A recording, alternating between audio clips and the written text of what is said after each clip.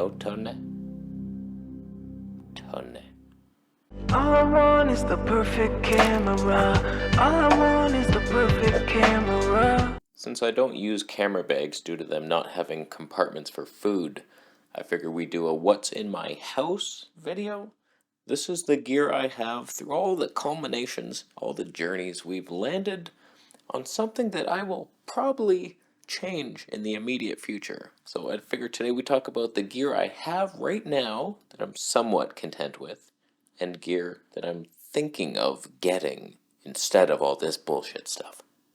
Right now we're just filming on Canon EOS R, Voigtlander 20mm Tony 3.5 versus the Sony a7S III 20mm 1.8. So you can see the tonnage difference. Was I in focus for any of that? Probably not. Manually focusing, that's a bitch. And right now we're witnessing standard profile for both, no logs, and auto white balance.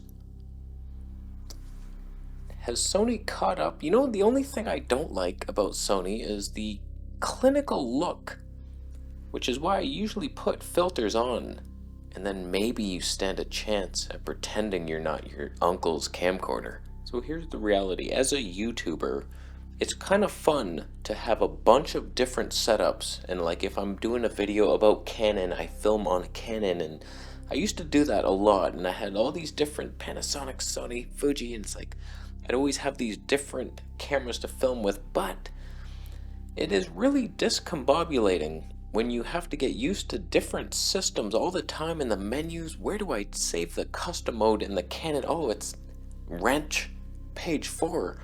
And it's like super annoying. It's better if you can just fall in love with one system. The problem, however, is that's not allowed by our reptilian overlord ancestors, is it?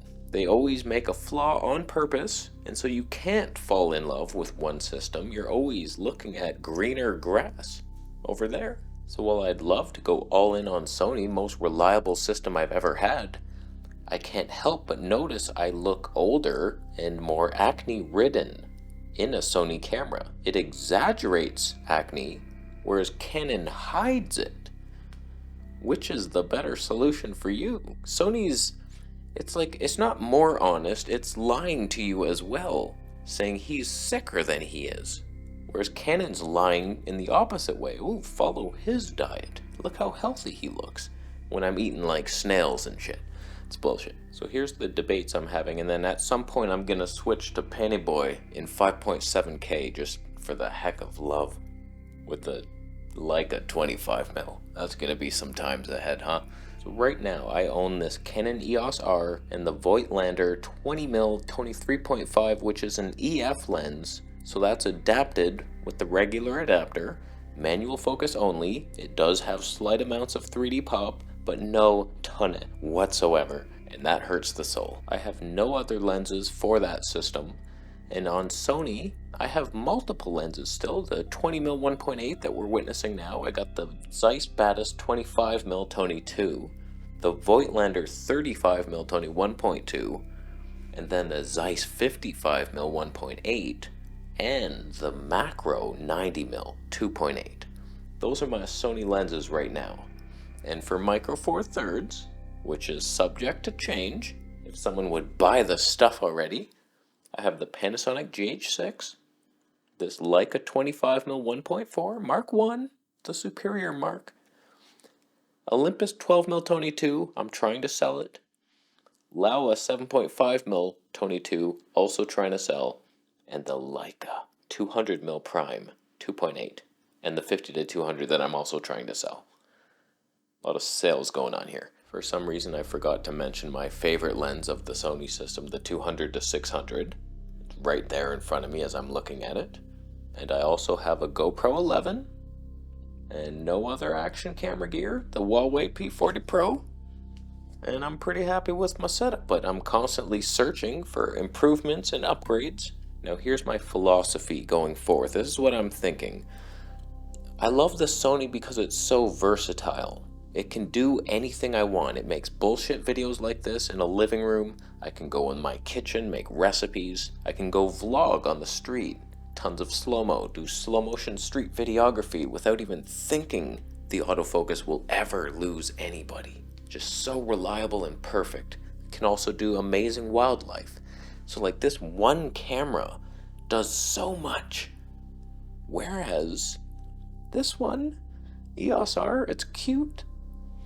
I prefer the skin tones. I prefer the colors. It's just easy, straight out of camera. Or do I today? Maybe. I don't know. I feel like I can't vlog with this. There's no stabe. Am I really going to get a stabbed lens, like a 15 to 35? Give me a break. And then there's like no slow-mo, 720p at best. This is not a camera you bring with you. Wildlife, you got no slow-mo. Like, this is bad. So if I was going to stay in a Canon universe, here's what I'm debating. The EF 24mm 1.4. Then I can at least have autofocus and a somewhat slight toniature in the background. If I want to do something else, I gotta sell this EOS R and get a R6 Mark II. That's the only camera out there that's even remotely interesting and affordable. I'm not getting an R5. The problem is the files are hard to edit. I need a new PC, that's all I know for sure. I was hoping to avoid upgrading, but it has been like 2 or 3 years. I should upgrade. So my big debate is like, why would I get a 24mm 1.4 for this Canon that's so unversatile? And then even consider spending like $3,000 to get an R6 Mark II when I already have an A7S III with the baddest 25mm Tony II, basically the same thing. One stop. I would notice the difference. That's why I want the 1.4. So like part of me just wants to sell the Canon off completely, and then I'm down to 2 systems, just Sony and Panasonic, and they're both very versatile. I can do everything I'd ever need on both and have different strengths and weaknesses. Speaking of versatile, Panasonic autofocus, latching on to me anytime. 5.7K, 24p. Good luck with that, Sony. So Panasonic can be very versatile as well. 9mm 1.7 in here, that could also vlog. Then you got your 200mm prime for wildlife. It's like it can do everything. So I would have 2 systems that are perfect. What is your purpose, Canon? Only to beautify and egotistically massage your scrotal sack. I do like having this all-in-one setup that never moves for YouTube, so that could be your purpose. It's nice, but I get bored easily, and then I gotta switch things out. I'm already bored of it. So I gotta get the 24mm, and that costs money. That's bullshit.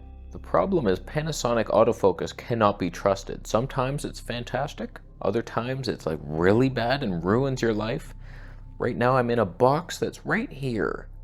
So if I go out of this box, you should not be doing anything. Is that correct? It is.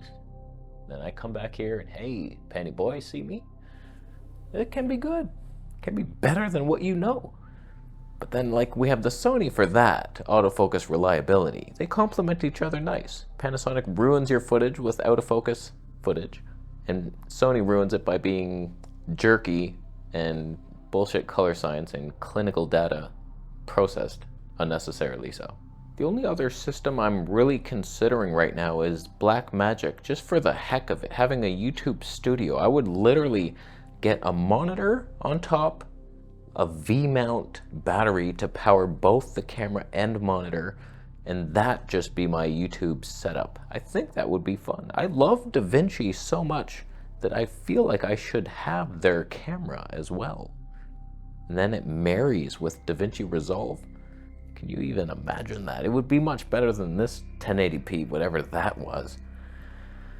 Raw in here, overkill, kind of, but underkill at the same time. One lens I was debating getting for Pennyboy was the SLR Magic. One of you jabronis mentioned it, and I looked it up. 12mm Tony 1.6 cinema lens. And you would never autofocus with it, but it might be nice, kind of. It's only like 400. I could do it. I don't like the idea of this 5.7K file being 97 gigabytes and being impossible to edit. I'm stopping now. So the painful reality for me is that there's zero reason to upgrade anything ever. I already have it. And then what do I look forward to? Using the gear? This is bullshit. That's not what I got it for. I want to look at it and dream of bettering it. And that's what I want. So we'll see. I might still get that Canon 24mm 1.4. It would be this, but slightly more tonne in Canon color science. It does kind of intrigue me. And then we could see the bullshit Canon autofocus lose my ass every once in a while. It will. But other than that, there's nothing to really look forward to. Like Fuji, I'm waiting for a nice wide prime. A 16mm 1.4 Mark II or wider.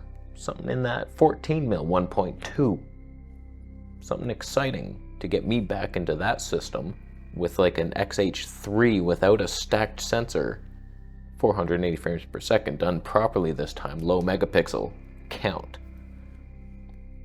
That's not gonna happen. When I'm 90 years old, maybe, I won't even look right by then. Or I rig out a Blackmagic 4K with the Leica 12mm 1.4. Like, none of it would make a difference in your life. All the modern lenses being made today are lacking the character, so it's like anything that's coming out in the future, like the Canon RF 24mm, maybe 1.2 or something, is gonna lack 3D pop and character. And it's like, what's the point? The only fun things to get are things that already exist, except the cameras. Those could be fun, but they never are. You know what would make the biggest difference? Just getting a better light or a curtain to block out the mixed lighting of the window light right next to me. It would be like a $7 fix. Just curtains is all I should be getting. So there will be affiliate links down below for curtains, and you should click on them. And what do you think I should get? What would please you for me to get and test? Because it's fun to do. I like doing it. I get this. Oh, make a couple videos on it. Oh, that did suck. Okay, moving on. I don't know, man. There's nothing left. Sad. Okay, I'm gonna leave. Slice Battis, you win. My heart. Except the colors. Disgusting Sony colors. Disgusting. I'll go.